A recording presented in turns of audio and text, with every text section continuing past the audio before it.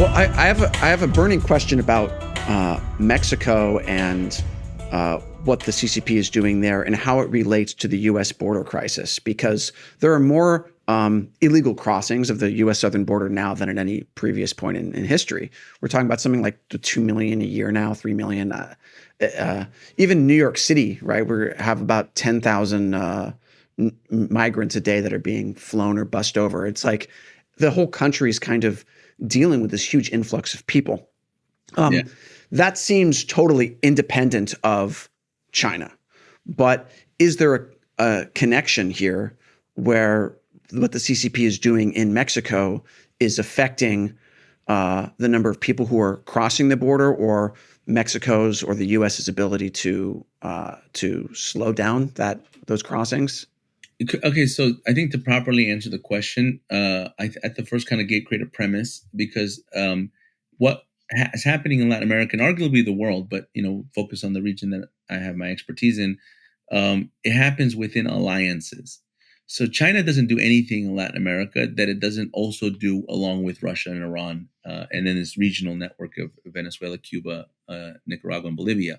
So they work within this. They actually have a term when they do these mill-to-mill exercises. They actually call themselves a multipolar force. That's how they describe themselves.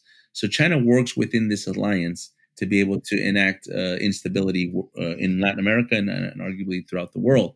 And so, in many ways, I think of that alliance, especially on the external actors, the one that I think is particularly pronounced is China and Iran. China uses Iran to have, and I don't think Iran views it this way, but China uses Iran to be able to destabilize these countries and have a high level of plausible deniability, and to maintain some of that economic and political legitimacy they have. Because if Iran gets caught doing shenanigans in any of these countries, Latin America, nobody really, I mean, it's Iran, right? Like, what do you expect? What do you think their embassy is doing? But if China, who has, deals and trade and investments, they can, say, we didn't know this, we don't have anything to do with this. And so I think it's important first as a premise to not separate China from these other actors, particularly as we talk about Latin America, because that goes into answering your question on migration. Because so let me start. Everything that's happening on the U.S. southern border is none of it's organic.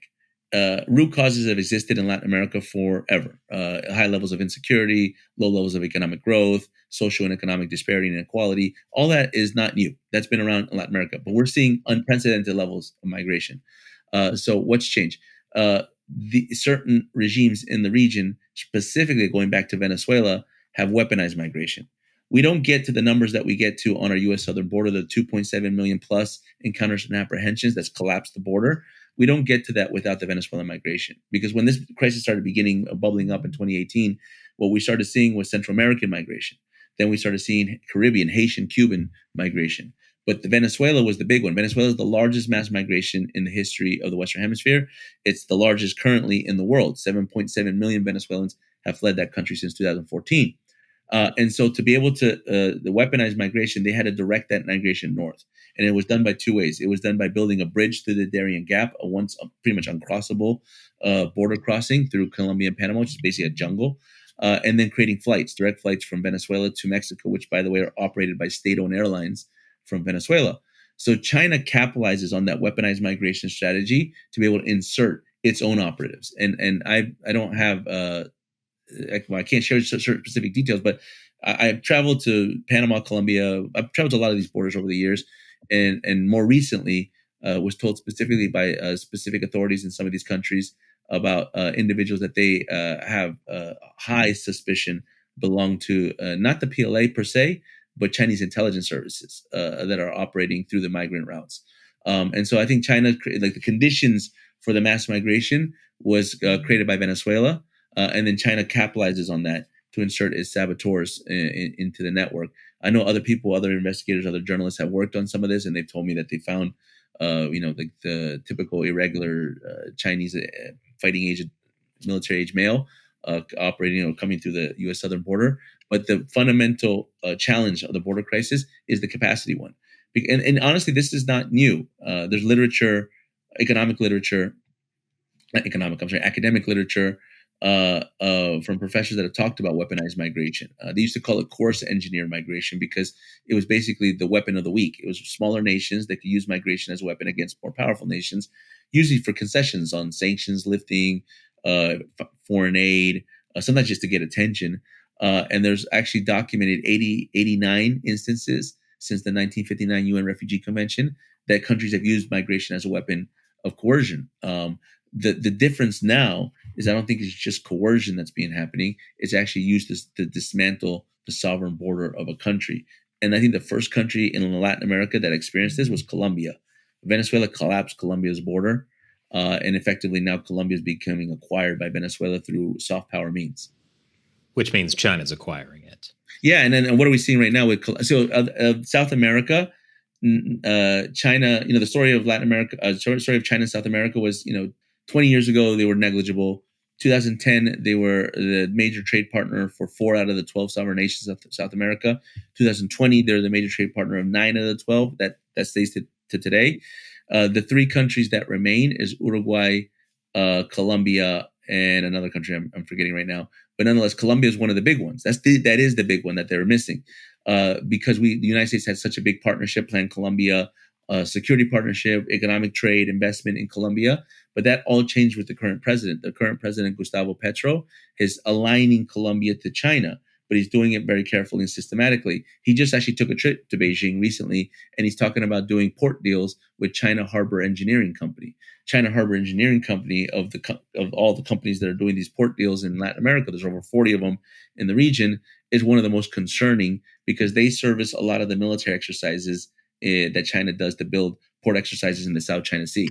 So this is a clear indication that Colombia is starting to pivot away from the United States and closer to China.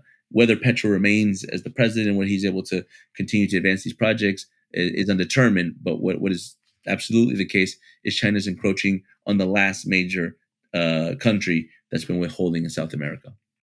What's interesting about Colombia is because of its location, it borders both the Pacific and the Caribbean, right? So if you can get your navy into that country, you can essentially maintain a fleet in both places, right? And I can't think of, there's not a lot of other countries that can do that. I mean, Central America, yes, but Colombia is the big one. Yeah, no, I think you're right. I think Central America, the smaller countries, but they have, Pacific, Atlantic, Caribbean sides of their country. But Colombia is a big country. Colombia is called the crown jewel. I mean, Venezuela is like because of the oil, but Venezuela's always been the crown jewel. It was when Simón Bolívar had this greater Colombia conquest that he did in Latin America in the 17th century. Colombia was at the heart of it. And geostrategically, everyone's always said if you capture Colombia, you capture Latin America. And I think that's why a lot of the targets are focused on that. But to a point that you said about the ports and being able to access both sides of the ocean. So, I was mentioning this. China has over 40 port infrastructure projects in Latin America. Some are more advanced than others. But I think the ones I like to call to attention to, and I think are very relevant, is one that's in existence and one that's potential. The in existence one is the port in Peru. That's the largest port it will be the largest port in the Pacific of Latin America. It's in a location called Chancay, which is about 70 kilometers north of Lima, Peru, and it's a major port project. It's a mega port essentially. They're being outfitted to receive the largest cargo ships known to man. I think they're called the Triple E class cargo ship.